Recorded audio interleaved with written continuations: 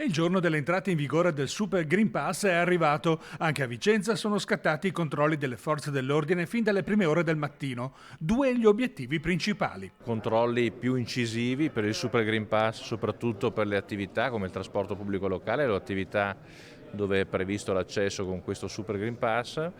La Questura sta coordinando tutte le forze di polizia in queste ore, compresa la polizia locale, per i controlli anche negli esercizi, quindi nei bar, nei ristoranti.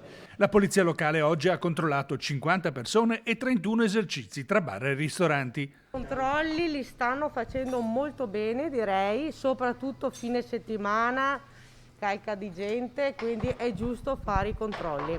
Cioè è difficile ragionare con quelli che non si vogliono vaccinare. Giustamente il governo tenta. Sono poco preoccupato perché in realtà cambia di poco, perché siamo sempre in zona bianca e bisogna rimarcare siamo in zona bianca e cerchiamo di rimanerci.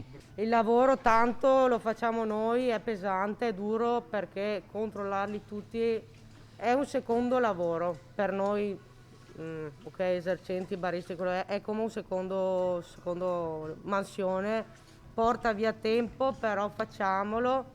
Con il giro di vita dei controlli scattate anche le prime sanzioni, due quelle comminate dalla polizia locale, una persona sprovvista di Green Pass idoneo e un esercente. È inevitabile che ovviamente la polizia locale dovrà dedicarsi ai controlli Covid, quindi qualche servizio in meno verrà fatto. Stiamo cercando di organizzare perché ciò non abbia un impatto sui servizi importanti come il contrasto alla microcriminalità, alla droga, piuttosto che al codice della strada e quindi al rispetto delle regole del codice della strada. Resta ancora senza risposta l'appello del sindaco per ottenere risorse economiche straordinarie per far fronte al supplemento di lavoro degli agenti. In questo momento non abbiamo risposte da parte del governo su eventuali assunzioni anche a tempo determinato per poter sopperire a questi controlli particolarmente importanti e quindi faremo di necessità virtù come negli ultimi 2 anni.